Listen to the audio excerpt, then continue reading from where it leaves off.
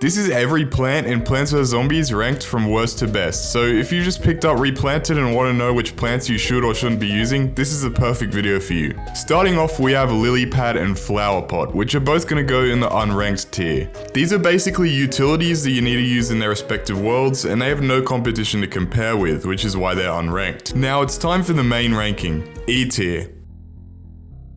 These are plants that I consider so outclassed by others that you should basically never use them. Number 47, Cactus. This is the only plant that I've put in this tier. There's no situation in the game where I would recommend using Cactus. It's basically a more expensive pea shooter that can also pop balloons. The only problem is, Blover and Cattail are better plants that do the same thing, making Cactus obsolete. What's worse than that is that by the time you unlock Cactus, you're already in the late stages of the game where any single shot low DPS pea shooter-esque plant is terrible anyway. The only level in the entire game where you should use it is 4-3 because you're forced to, since Cactus is your only option to kill the balloon zombies before you unlock Blover at the end of the level.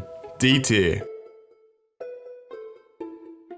These plants are weak, but do have occasional situations where they can be used effectively. Number 46, Gold Magnet. Gold Magnet is a 50 sun upgrade to Magnet Shroom that picks coins up for you. I've put it so low in the ranking because the base Magnet Shroom is a far better plant, so upgrading it to Gold Magnet is not only more of a downgrade, but also a waste of sun and a waste of a seed slot. One of its only advantages compared to its base form is that it doesn't require a coffee bean in daytime levels.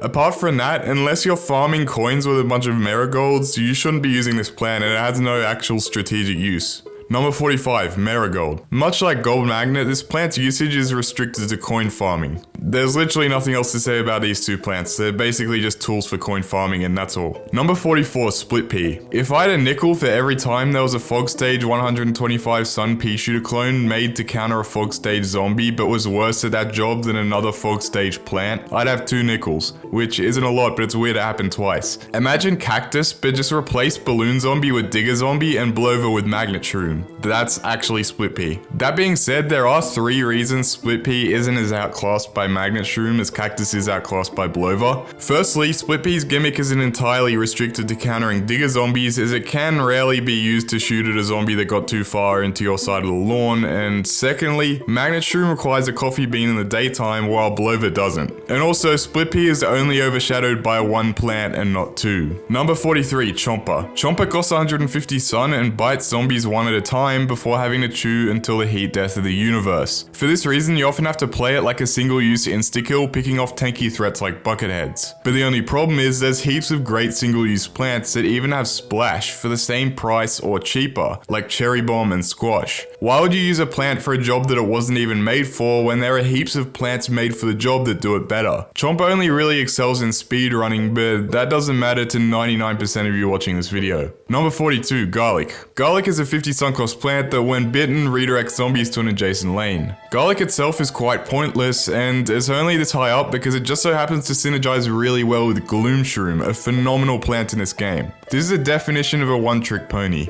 Number 41, Plantain. Plantain removes fog for a sun cost of 25. The problem with this is that it counters one world's gimmick that's also countered by another plant, Blover, and the gimmick itself isn't even mandatory to counter in the first place. Half the time I just put up with the fog because apart from the early game, you don't even really need to see the zombies, you can just focus on building your setup. Blover removes fog and removes balloons, so you might as well pick Blover to hit 2 birds with 1 seed slot. Plantain is also super defenseless, but you're forced to place it far up the lawn since that's where the fog is. So even just using this thing feels like a chore because you have to fortify it or else it gets eaten immediately. If this plant were any more than 25 sun, you'd have seen it a lot earlier in this video. Number 40, Pea Shooter. Pea Shooter is the plant that needs no introduction. It's just your basic introductory straight shooter and it does that job nicely. Of course, being the first plant you unlock, you end up dropping it for better options like Repeater early on and never using it again. Number 39, Cabbage Pult. Cabbage Pult is basically Pea Shooter, but it can lob over the slanted roof in roof stages. It can also hit screen door zombies and ladder zombies over their shields, as well as snorkel zombies while they're submerged. Pea Shooter's only major advantage over this guy is that it's compatible with Torchwood, so Cabbage Pult marginally takes the edge. Number 38, Hypnoshroom. Hypnoshroom makes a zombie turn to your side and fight for you at the cost of 75 sun. This cost is a bit steep, so its use is restricted to bigger threats like the football zombie, in which case Hypnoshroom can serve as an effective insta-kill. It's not really worth coffee beaning this guy for day levels at all though. C tier. These plants are the most average in the game, neither good nor bad, just average. Number 37, Three-peater. Three-peater is basically just 3 lanes worth of pea shooters compressed into one plant with a little bit of extra cost compared to planting 3 individual pea shooters. It can be quite good for making compressed setups or dealing with the pull lanes in the pull and fog stages. Number 36, Spikeweed. I've always felt Spikeweed is a bit clunky and inconsistent to use. It costs the same as a pea shooter, but its only real advantages are against screen doors and large groups of zombies. However, its one saving grace is that it can be combined very well with Gloom Shroom and Garlic to create a very effective strategy. Without Gloom Shroom and Garlic, Spikeweed would be a lot lower. Number 35, Kernel Pult. Kernel Pult is a second lobber. For the same cost of Cabbage Pult, it does a lot less damage but has a chance to butter the targeted zombie, stalling it for a while. Stalling is always a nice ability to have, but its normal kernel attacks do so little damage that it sometimes feels like the stalling ability is its only ability. The fact that it's RNG based doesn't do it any favors either. Number 34, Blover. Blover serves 2 purposes, blowing away fog and blowing away balloon zombies. It's versatile and relatively cheap for how sparsely you have to use it in any given level. It also stops you from having to mess around with cactus and plantain. This is especially useful in the survival modes where dedicating a column to cacti is hugely detrimental. Number 33, Gravebuster. Gravebuster is very helpful in night levels by removing graves and lessening zombie spawns to ease the burden of huge waves. In night levels, you want to bring this guy. He well and truly justifies his sunk cost and usage of a seed slot. Outside of night levels in the versus mode, it doesn't serve a purpose, but regardless, it has one job and it does it very well. Number 32, Umbrella Leaf. Umbrella Leaf, much like Gravebuster, serves a specific purpose in that it blocks attacks from above. Namely, those are bungee zombies and catapult zombie projectiles. It covers a pretty large 3x3 area for the entire level, giving you lots of value for its 100 sunk cost. Much like Gravebuster is a great pick for night levels, Umbrella Leaf is a great pick for roof levels and fills that role very well. Number 31, Scaredy Shroom. I see Scaredy Shroom as like 25 sun pea shooter that you can only use effectively in night levels. On paper it sounds really great, but it's massively outclassed by a certain other plant we'll get to later. I find that if you plant a column of these guys that are back in night levels, they can be pretty decent for chipping away at the zombies from afar without their close proximity hiding gimmick ever coming into play. Number 30, Snow Pea. Snow Pea, despite not having the cheapest sunk cost in the world, is a pretty good stalling option. Snow Pea is at its best when you only plant 1 per column because they don't splash, so planting any more is just a waste of sun compared to using normal pea shooters. Overall, you'll want to be using this thing more towards the start of the game than towards the end of the game and in the survival modes because it only really shines where there's low zombie counts due to its lack of splash. Number 29, Sea Shroom. Sea Shroom is a 0 sunk cost aquatic attacker that doesn't require a lily pad, but it has 2 big problems. Firstly, its niche of being an aquatic mushroom plant restricts it to basically just being used in fog levels. Secondly, and far more importantly, its reload time takes forever. This one has a serious case of pepper pult syndrome. But when it comes to 0 sunk cost plants, you can't complain too much since it's literally free. B tier. These are all good plants that can be used effectively in many situations. Number 28, Coffee Bean. Coffee Bean makes mushroom plants usable in daytime-based levels at a premium of 75 sun, so its whole usefulness depends on how strong the mushroom plants are themselves. Fortunately, plants like Doom Shroom and especially Gloom Shroom make Coffee Bean a pretty good investment, but a lot of the other mushroom plants aren't worth the hassle at all. It also plays a pivotal role in the versus mode, where its sun cost is slashed from 75 to 25, which opens up a bunch of mushroom-based strategies. Number 27, Starfruit. Starfruit is a strong attacker that shoots projectiles in 5 different directions, making it a very versatile plant. It can be a much better alternative to Split Pea for hitting digger zombies from behind. However, I find that it can be pretty inconsistent due to how angled its attacks are. You never feel like you're getting full use out of its power. Number 26, Tangle Kelp. Tangle Kelp is a good insta-kill for pool lanes, especially for dolphin zombies, which are very quick and require an immediate answer. It's also very cheap, which preserves its utility across to the fog stage where sun is more limited. Number 25, Magnet Shroom. Magnet Shroom is so effective because so many zombies have metal items that it can nullify in this game. Bucket head, football zombie, screen door zombie, ladder zombie, pogo zombie, I could just go on and on and on. It works very well with night and fog levels because it's beneficial to focus on weakening the zombies rather than strengthening your plant setup since you don't have much sun to work with. Number 24, Walnut. What can I say about Walnut? It's just your basic wall plant and it does its job very consistently. Buying time in this game can be very useful since more time equals more sun. However, there are a handful of zombies that counter it, most notably the ladder zombie. Number 23, Fume Shroom. At a cheap cost of just 75 sun, Fume Shroom can shred through the night stage. Its splash damage makes it really strong and your go-to answer for screen doors. Not to mention the fact that Fume Shroom is required to upgrade to Gloom Shroom. Number 22, Toolnut. Toolnut is better than regular Walnut in my opinion because it has a lot more health and can block jumping zombies, especially dolphins. This quality also makes it quite useful in survival endless. For the added sun cost, Toolnut is a good investment.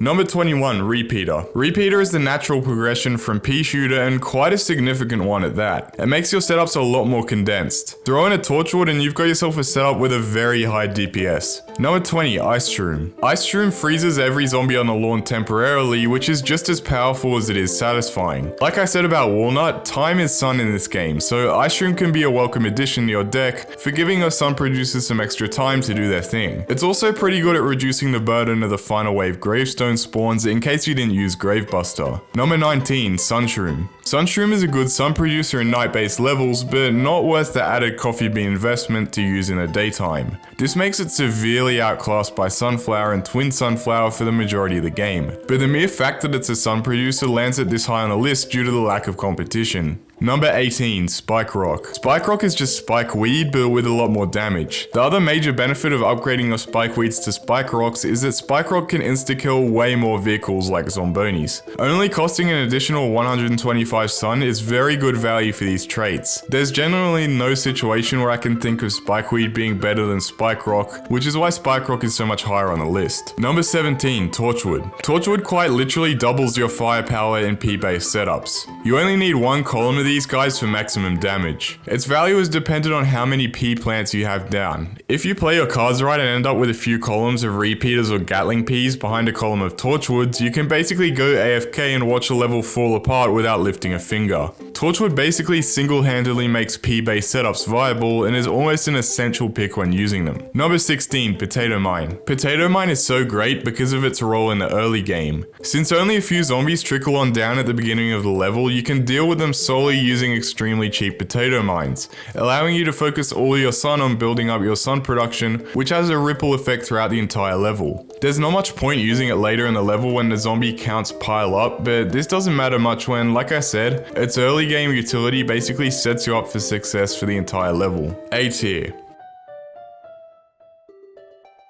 These are plants that are very strong and are almost always worth using. Number 15, Pumpkin. Pumpkin is like a walnut, but you plant it on top of another plant, basically giving it armor. It's so great because when you've got all the plants you need on a lawn, there's zero reason not to start fortifying them with pumpkins, since they're the only plant you can plant on top of your existing ones. This is what makes it a mainstay in survival endless. Number 14, Gatling Pea. Gatling Pea is the penultimate pea shooting plant. It packs a huge punch and works very well with Torchwood. The only things holding it back are that it's pretty expensive to use, it's outclassed by other attackers in the survival modes, and it basically can't be used in roof levels. Also, more importantly than all of this, splash damage is key in this game. Gatling Pea is proof that you can only go so far without splash damage in Plants vs Zombies. From here on out, most plants on the list are going to involve splash damage. Number 13, Melon Pult. The first of these splashes is going to be Melon Pult. Melon Pult is better than Gatling Pea in my eyes because it isn't held back by any of those factors I mentioned. As an added bonus, since it's a lobber, it can directly damage the same zombies I mentioned that Cabbage Pult could, like ladder zombies. In the late game and survival modes, Melon Pult can absolutely annihilate levels. The only reason it's this low is because its upgrade plant happens to be even better, so there's less reason to use Melon Pult on its own. Number 12, Jalapeno. Jalapeno is the first of a handful of insta-kill plants you'll see up here in the A tier. This is because these plants are just really great at wiping out clumps of zombies or really tanky zombies. This can be life-saving when your defenses are getting overwhelmed or you're unprepared to handle them. Jalapeno is especially effective in its home pool world because of its specialty for countering zombonis and bobsleds. Number 11, Cattail. Cattail is a great attacker for pull stages. It can hit zombies from anywhere in the lawn, and the fact that it's an upgrade to Lily Pad means that you're not really burning a seed slot to use it, since you're always going to be bringing Lily Pad into pull levels anyway. It also pops balloons as soon as they appear, so you don't have to use a Blover or worse yet, Cactus. Number 10, Doomshroom. Doomshroom is the nuke of plants for zombies. What more is there to say? It absolutely obliterates waves of zombies, since if you place it towards the front of the lawn, it'll basically always explode every single zombie. Also, the crater it leaves isn't even that much of a problem because, as I just said, you want to be placing this thing at the front end of the lawn, which is far away from where you're placing all your other plants like sun producers and attackers. Number 9, Cherry Bomb. Cherry Bomb is a great, reliable, explosive plant that you can unlock really early on, so it can take you a long way in the adventure mode. I've put Cherry Bomb above Jalapeno because I find that insta-killing a whole lane is less useful than insta-killing a 3x3 area. Most of the time, zombies will be compressed at the front of the lawn, so you want to be targeting tiles further towards the front. So having an explosive that's more vertical than horizontal tends to be a bit better. I've also put it above Doomshroom solely because it doesn't require a coffee bean. Number 8, Squash. Squash is yet another insta-kill up in the A tier. He destroys all zombies in a one-tile area, but where he lacks in area of effect, he makes up for in having a cheaper cost and faster reload time than most other insta-kills. This makes him very reliable and a great option for spontaneously dealing with tanky zombies as they appear. He's so good in fact that they had to nerf his sun cost in the versus mode, and even then he's still a great option there. Number 7, Twin Sunflower. Twin Sunflower is the upgrade to the regular Sunflower and the most potent sun producer in the game. The only reason I've ranked it below the regular Sunflower is that Twin Sunflower's reload time and sun costs make it not very necessary for the adventure mode, where the levels are over before you can really use it much, so its usage is more restrained to the survival modes. Number 6, Sunflower. Speaking of Sunflower, here it is. This is your most basic and most reliable sun producer. It's cheap, quick, versatile, lacks much competition, it really has everything. I find that you can more often than not get away with just using regular sunflowers instead of going the extra mile and using twin sunflowers, but again, the survival modes are the one true exception to this. Number 5, Puffshroom. Chat, we cooked or just french fried? Puffshroom is an attacker that has no sun cost, a minimal seed reload, and doesn't expire, staying on a lawn until it's eaten. It's the perfect storm for an overpowered plant. This thing absolutely dismantles night-based levels, so much so that you can just solely use Puffshrooms and nothing else, not even spending a drop of sun. The only thing keeping it from the S tier is that it becomes way less spammable or useful in day-based levels since it needs a coffee bean to wake up. But due to coffee bean's buff in the versus mode, Puffshroom is also a meta-defining staple in that mode. Number 4, Imitator. I love Imitator. Imitator isn't its own plant, but rather imitates another one of your plants, allowing you to bring 2 of a plant's seed packets into one level. This makes it the most versatile plant in the game since it can be any plant in the game. Some standout uses for it include imitating plants with slow reload times like insta-kills, and imitating walls for the Zombotany minigames where your plants are constantly being shot at by pea shooter zombies. The only downsides of this plant are that it's a very post-game plant, costing 30 grand, and sometimes having more plant variety is better than using a seed slot on a double. S tier.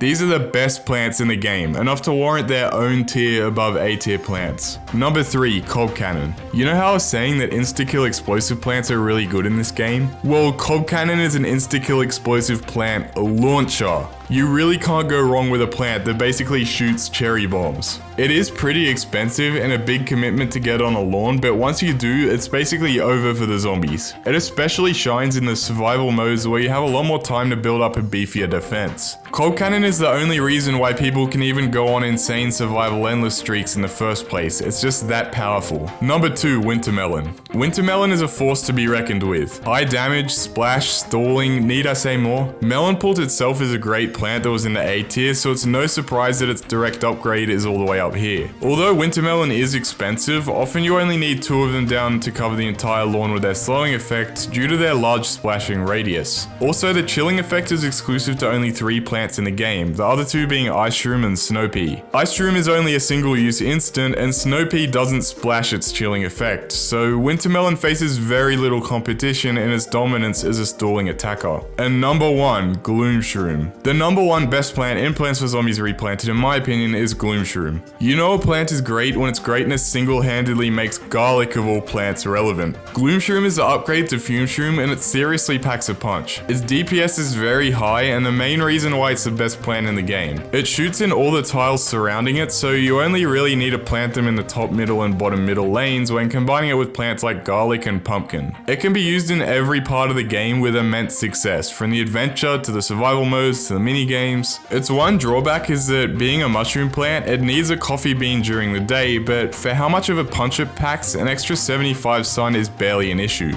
So what do you guys think? If you disagree with any of my placements, feel free to leave a comment. Thank you all for watching and I'll see you in the next one.